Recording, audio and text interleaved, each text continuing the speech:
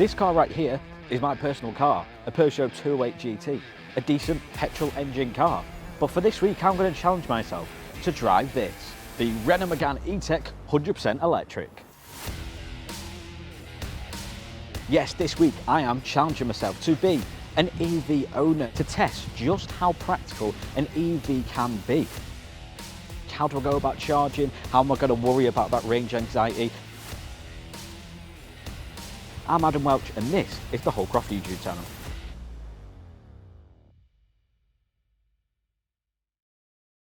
Now before we get started on challenge and take this car out on the road, let's just talk a bit more about the Renault Megane E-Tech, the 100% electrification of the much loved Renault Megane, and it comes with a rather unique look. I mean, it still has some stylistic changes from previous Megane models, including the LED light strip that goes right across. That was very signature Megane styling, but this is updated and I absolutely love the design of the LED headlights here. They go down and it has a really nice sort of start-up light show, really effective. Also worth pointing out that the iconic and launch edition models come with a really nice gold accent bar that goes right across. Overall, it's very much a refreshed look of the Megane and I think really puts itself on front of the EV market. Come to the side then, a Megane E-Tech, and it's very much a refined, sleek look. You have 19-inch alloy wheels, which I think really stand out, and they actually come as standard, which is a good touch. You have contrasting colours, the roof and the wing mirrors, and also a chrome strip goes right across. Privacy glass at the back, which makes it just overall more appealing. Come to the back of the Megane E-Tech then, and I mentioned about the front, about that signature Megane styling of a light that goes right across the back, and you get that here, but rather than being curved on the previous Megane, it's straight right away across, and I do like the crisscross pattern in the LED lights. I mean, I have to accentuate crisscross because a bit of a tongue twister for me. Now coming onto the boot space, and you have 430 litres of boot capacity. The only problem is that I find is it goes down rather than back. So, to get heavy stuff in and out, you have to go proper in to lift it out.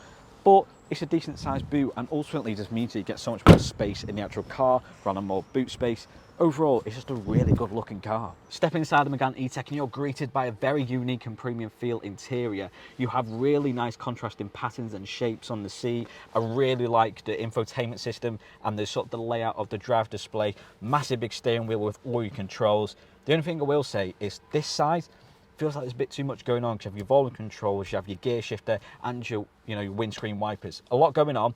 But it ultimately means that you have less going on here, which overall makes the design of the car look a lot better. Also really nice added features. Got a little suede effect here on the door. I really like the constant yellow stitching accents throughout the car. And also these LED light strips go right away round. They actually change colour depending on the driving mode, which come as comfort, eco, sport and personal. Very nice touch. Overall, I just think it's a really nice interior of the car. I think because Renault Megane was such a much loved vehicle, make it 100% electric, it needs to have that wow factor, and I do think the interior of this car brings the wow factor. So showing you around the Megane E-Tech, we are ready to start the challenge. How can I, as a non-EV owner, deal with owning an EV for a week? Let's see how we get on and just necessarily answer the question, can EVs be worth it? And we're not off yet, almost crashed. That wasn't a good start. So the challenge is underway. First destination, I've got a few summer holidays coming up. So you know what, I could do some clothes. So we're going to go to the shopping capital of the north of the Trafford Centre. So the journey is going to take 45 miles and I've got 218 at the minute, and it's actually in the built-in Google Maps. One nice thing is it tells you how much percentage you'll get when you reach your destination. So it says I'm going to be on 72% and I'm at 94 at the minute. So then by the time I get back then, to and from, I'll probably then be on about 50%. Would I have to charge up today, or would that be a tomorrow issue? That's the thing you have to think about in the EV owner. It's not just a quick case of, pop a petrol station, fill up in 5 minutes. You have to sort of plan it. It's going to be interesting to see whether maybe I'm going to panic too early. Maybe I'm going to start charging at 40%. Am I going to run it down? Let's see. But I've already looked on Zap Maps before I set off, and I've seen that there's 18 EV chargers to use at the Trafford Centre. Now, thing is, are they going to be free? Are they not? It's a weekend, it's a busy day. That's going to be the main issue. I could go to a shop or I could go to a pub where there's EV chargers, but they're in use. What do I do then? Well, a Renault Megane E-Tech can actually get 186 miles in just 30 minutes. So if you're on a rush, then you can actually charge up the E-Tech in rather quick time, and you won't really need to worry about rushing about. But I've got no reason to rush today. I need a big shopping spree, so I'm happy to just let it chill out and charge and just get to whatever I need. So we've made it a Trafford Centre. One interesting thing to point out is we started off at 220 miles. We're pulling up at 199. It said when I first let off that I was going to be on 72%. I'm currently at 77. And that's driving in normal mode. I wasn't driving in eco. I wasn't, sort of cheating away round.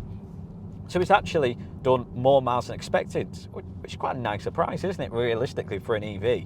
Now, the thing is, we're going to have to try and find where the EV parking stations are. I love the Trafford Centre, don't get me wrong, but it's half the most confusing place to get around. Like, the car parks are massive. It said they're on, I know they're like near the front, EV chargers are always near the front of it, but I'm going to the exit here. I can see some green signs, and I don't know whether it's certain parking or whether it's EV. Green signs are good. Green. Oh, we found them! Oh, what an absolute treat. We found them. Now this is the part where I quickly faced the reality of being a first-time EV owner. Now current EV owners have probably been in this situation many times before, probably used this type of charger, but as a first-time user, it was a bit confusing and seemed a bit of a faff. As you can see, I'm pretty much running around my car. I wasn't know what was going on. You had to plug in, you didn't have to create an account, you didn't have to put all your car details in, addresses, etc, etc. It just seemed like, is this all worth it, having EV over a combustion engine?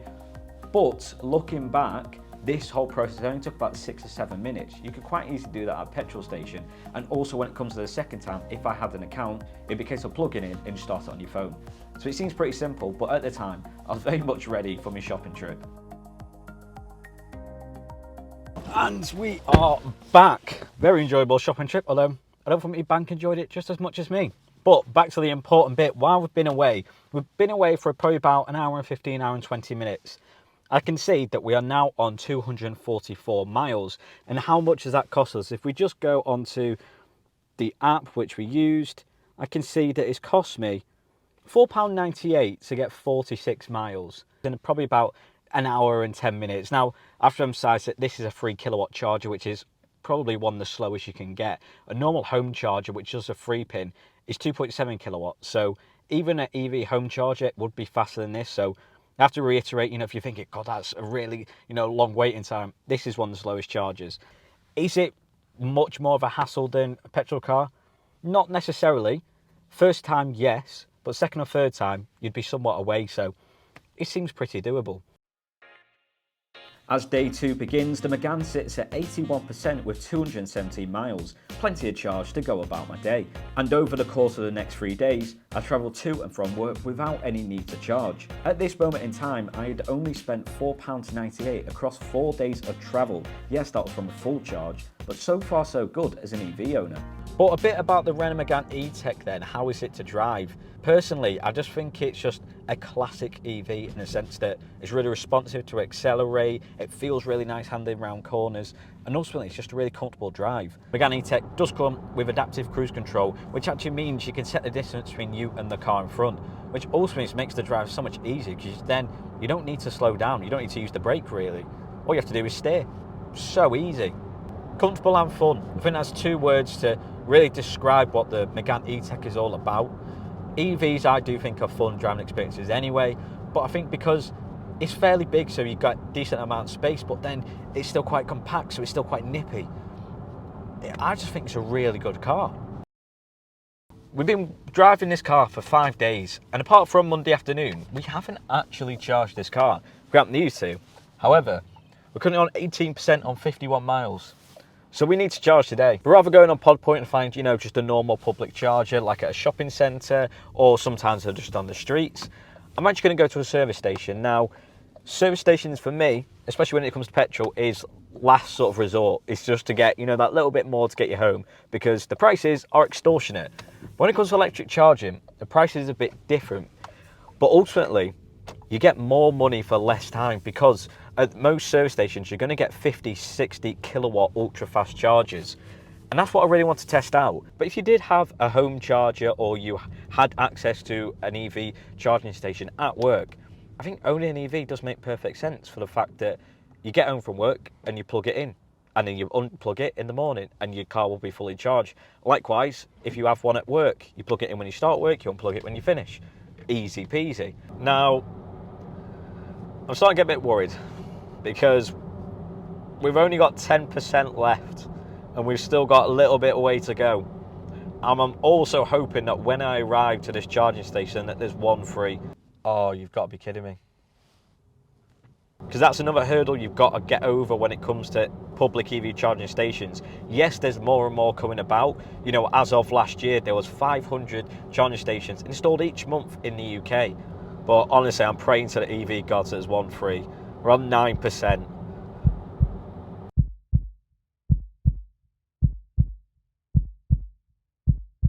Please say there's one free. Please say there's one free. Oh, you've got to be kidding me. Oh no. I'm just going to have to sit and wait. It's a non-EV car in the parking bay. Oh, well that's annoyed me. Are you unplugging it?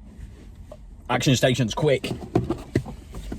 I've not even put my microphone on. I'm in that much of a rush. As soon as they move an inch, I'm flying out of this space. Panic over. Now, I suppose the convenient thing about these fast chargers, especially at service stations, is you can get a relatively good charge in a short amount of time. So if you need, say, an extra 50 miles to get you to your destination, you could quite easily do that. Grab yourself some food, grab yourself a drink, and you know what, just chill out. But finally, we managed to get a charger. That whole kerfuffle of, you know, someone was wrongly parked in the EV bay, and then a woman reserved it when the car wasn't even there. They're the sort of qualms I have about EV charging. I keep saying that if I had a home one, or obviously I can use my work one, I would be very tempted. However, it is a case of, if you don't have one, it does seem a little bit of a faff. I mean, if there's a public charging station near your workplace, it's not too bad, but it just requires that extra bit of planning. I must say that charge now looks at better reading. It's 72%. I was probably I think charging in 39 minutes. Went from 7% to 72% in 39 minutes. I don't think that's half bad. 39 minutes isn't necessarily that bad. If you stop him, you know, for a coffee, something to eat, you'd probably take around about then anyway. So apart from the little, you know, sort of hassle at the beginning, it seems pretty all right being an EV owner.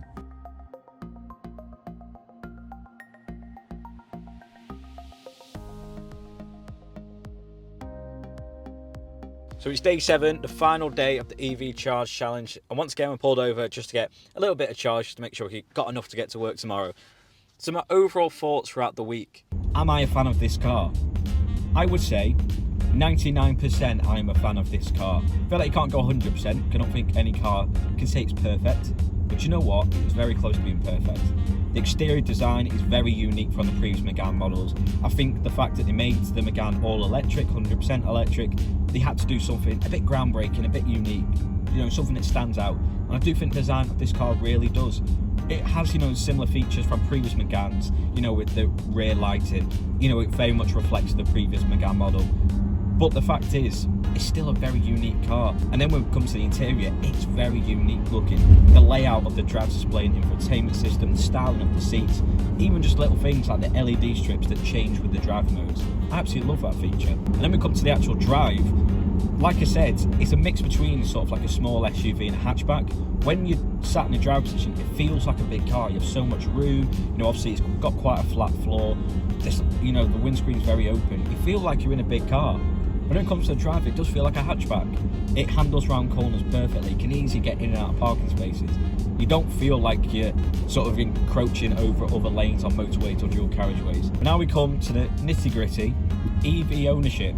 After this week, would I own one? Now, I will say I'm probably 75-25 in favour of EVs. The reason being is across this week I've found out that it is lower running costs. You know, I've answered that question, EVs are cheaper to run than petrol cars. When it comes to actual public charging, that one I used at the start of the day wasn't too bad to do. You know, it was a little bit faff set up, but ultimately that was my first time using an EV charger from that company.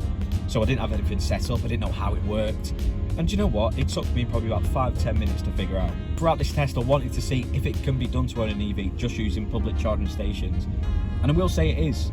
On the whole, it is. It just takes a bit of sort of planning, you know, a bit of sort of knit and grit to sort of bear with it. But it is doable.